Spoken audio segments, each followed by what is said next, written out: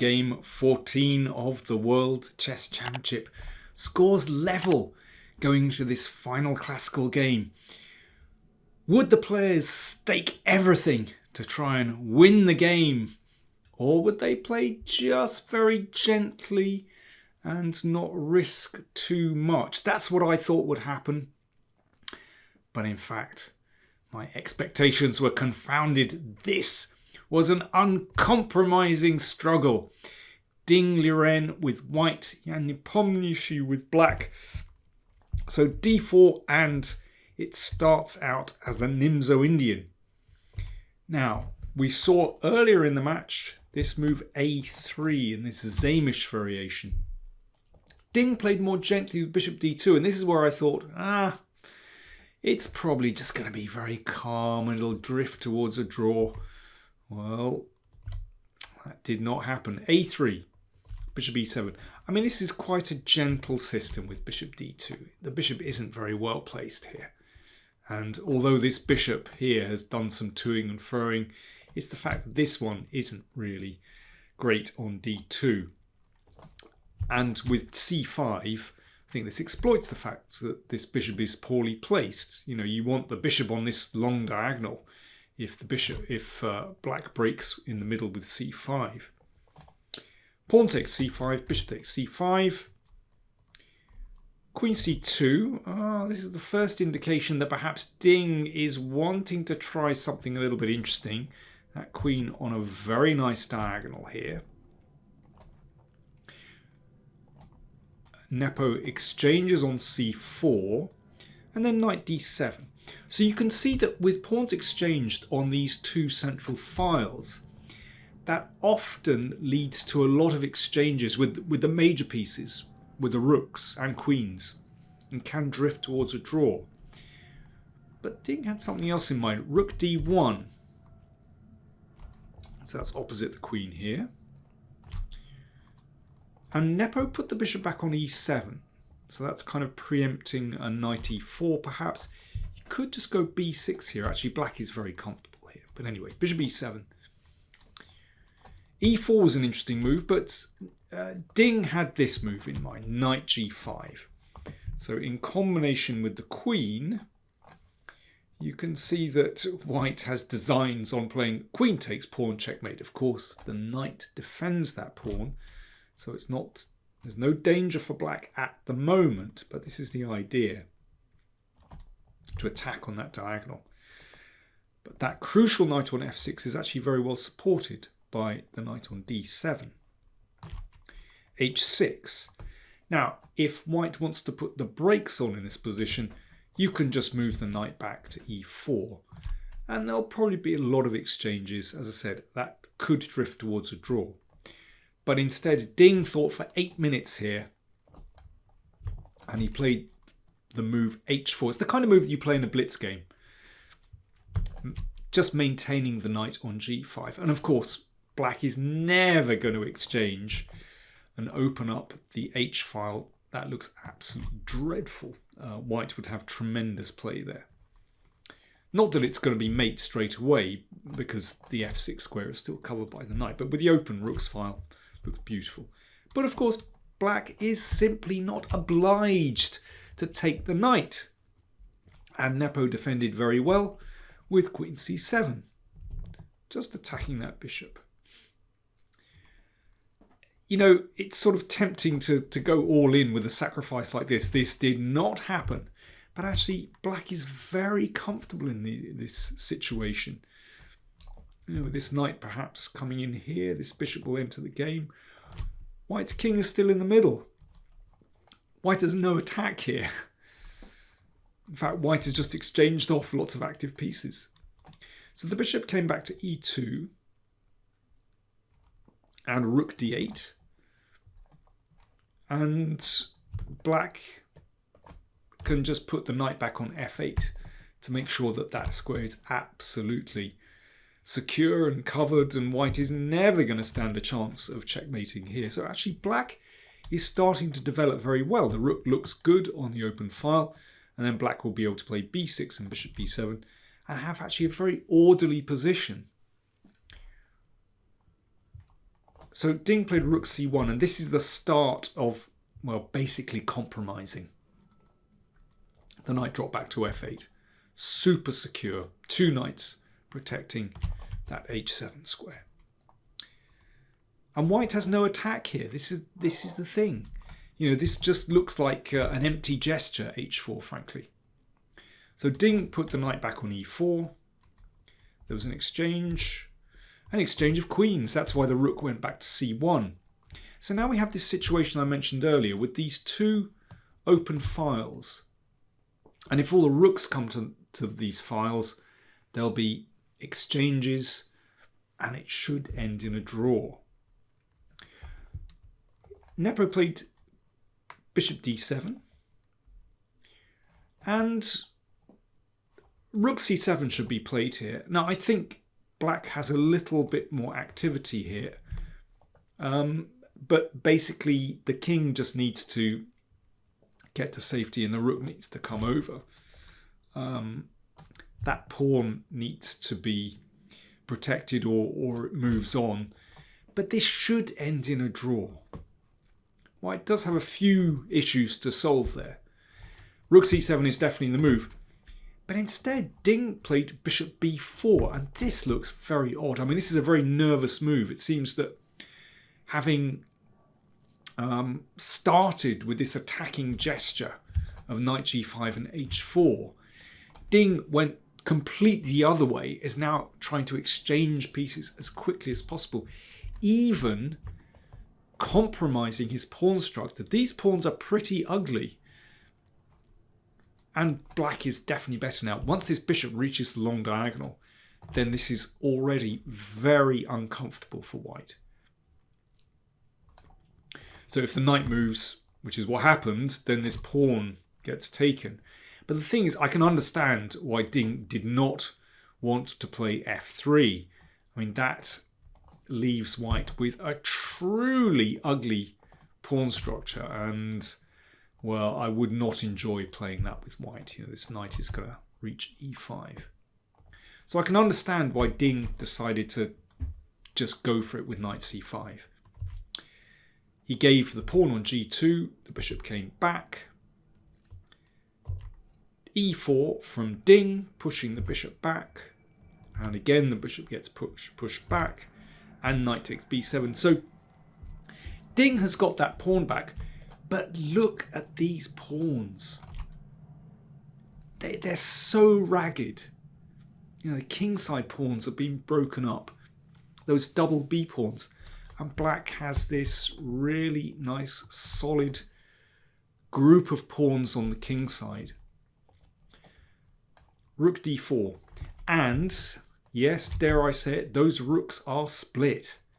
They don't function well together at the moment. That's a problem. Whereas black's rooks are going to work very well together. So the rook attacks the pawn on e4. Rook c4.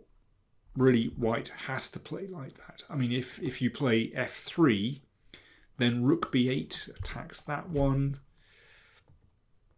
The knight comes in.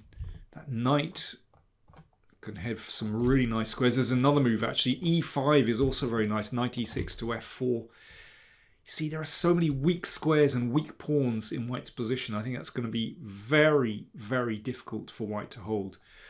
So that's why rook c4 was played.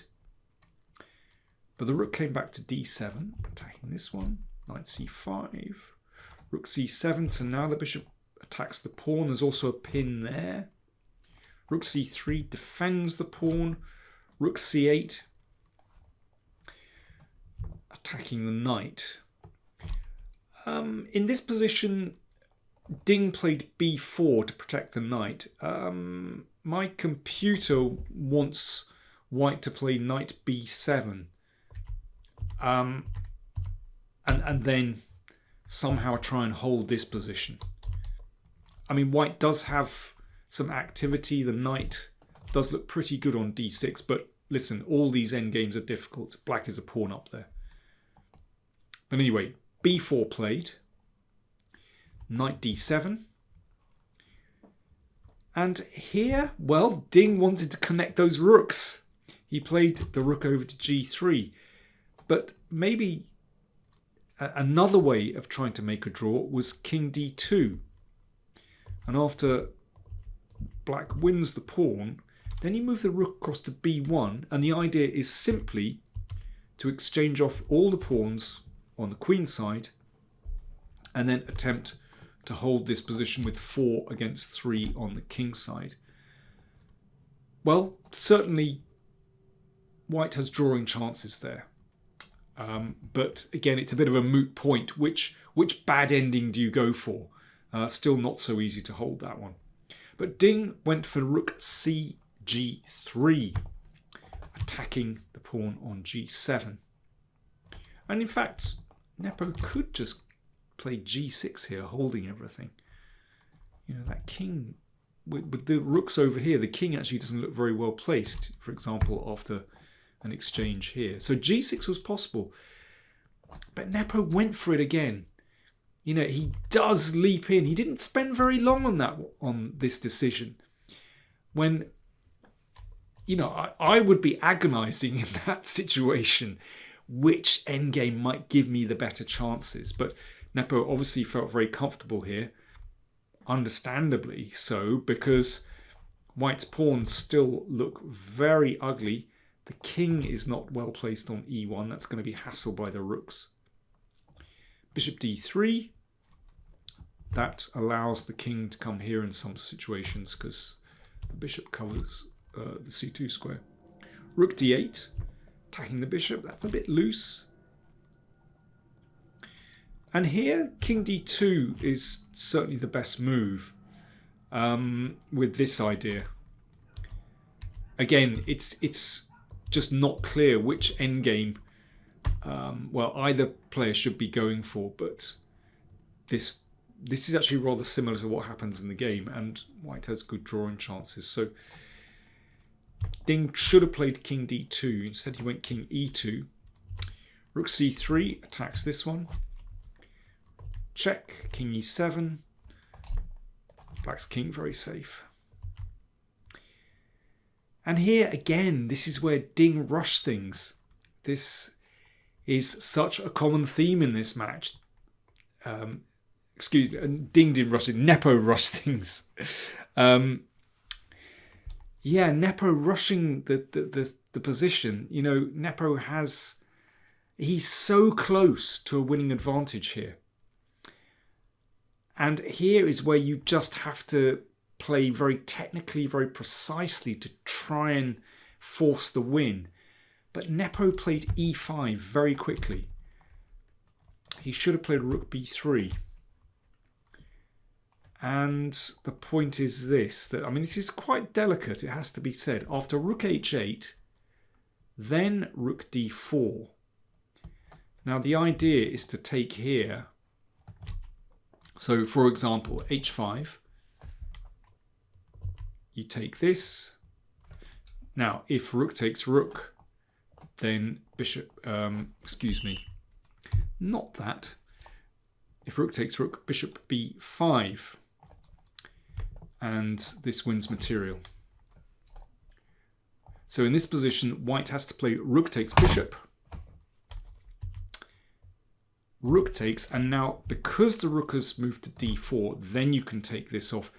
And this rook and pawn endgame is winning for black, because in this position you can scoop up another pawn. And here's, well, you can check first, you can take on h5 straight away. Yeah. With a 2-pawn advantage, this is too much. So rook b3 was the correct move, with the idea rook d4, and you can hassle the king. But Nepo played e5. Rook h8, and this is a very good defense, because if rook b3, it's quite delicate. These rooks double, and this will just lead to a drawn king and pawn game. Oh, indeed, white might actually be better there. Probably drawn. So rook d6 to defend the pawn. And now here is the clever tactic.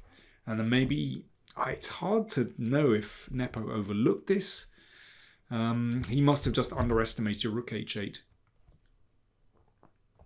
He would have seen it in this position. b6 is a very clever move, very clever simplification, giving up the pawn, but this frees the b5 square, so rook takes bishop check. And then a discovered check, rook takes rook. Now, that flurry of tactics hasn't given white some winning advantage. It's given white a rook and pawn endgame where he's a pawn down. But this one is tenable. The rook is actually pretty active. So that's why the king came here, but here's the problem. Rook f3 forces the king to the side. The rook switches. Wants to come down here. a5, check. This is very important. And basically black could not prevent this. The rook stations itself behind that dangerous pawn. It's a very different story if you switched black's rook to a6, supporting the push. But with the rook here, it's active across this side of the board where it has targets, but it also prevents that pawn from marching down the board. Now, Nepo activates the rook, or at least puts it in a different position. It's not really very active here. But the crucial thing is that that king cannot easily support the rook's pawn because white's rook is too active. So for the moment, Ding is simply waiting. This pawn can advance. It doesn't matter if the pawn comes to a2. White will just sit there. And that rook actually is very passive. So Ding is just waiting. And Nepo is kind of going around in circles, hoping for something to turn up. But in the end, he decides, right, I can't do anything. I'm going to bring the king over to kick the rook and then try to support the pawn. But in the meantime, rook takes pawn. So now material situation is level and the rook goes back. And it doesn't really matter if this pawn advances. White is going to get counterplay on the king side by pushing f4 and using that extra pawn. There we go. And white has counterplay. So, well, after some more moves, they went round in circles a few times, but basically there's nothing that Nepo can do here that's very constructive. Let's just go to the end of the game. You can see they're going around in circles. And finally, a simplification. It's 2v1 on the same side of the board, but this quickly dissolved to a draw. And that f-pawn disappeared. And they exchanged rooks, and of course, that is a simple draw, even if the king comes back here. Well, that was 90 moves, a bit of an epic. Ding said afterwards that when he played h4, he felt really optimistic. But really, that was a strange misjudgment because very quickly it was clear that white has no attack in this position. And then Ding swung the other way, trying to exchange pieces as quickly as possible. But actually, Nepo had probably what should have been a decisive advantage in that endgame, but messed it up. So another roller coaster of a game in this World Championship match. The scores after 14 games, 7-all. So they go into a tiebreak, which takes place tomorrow, Sunday, at the usual time of 10 o'clock start. 10 o'clock UK, that is. 3 p.m. in Astana in Kazakhstan. But 10 a.m. in London. And I'm sure you can work out the time wherever you're watching. So the format. 4 rapid games. That means 25 minutes on the clock for each player, plus 10 seconds added time for each move. 10 seconds increment per move. So 4 rapid games, best of 4. If the score is 2-all after those 4 rapid games, then they play the best of 2 blitz games, which is 5 minutes plus 3. If it's 1-all, they play another 2 blitz games with 5 minutes with 3 seconds increment. If it's still level, then they play 1 blitz game, 3 minutes plus 2 seconds extra time. So that's just 1 game. And then basically they keep going until they get a decisive result. But anyway, first of all we need to worry about is 4 rapid games. The best of 4, 25 minutes each plus 10 seconds. And then we'll see how things unfold. Thank you very much for watching. Do subscribe. Do support the channel if you can. Check out the rewards you get on patreon.com/PowerPlayChess. And anyway, will report back tomorrow. Thanks for watching.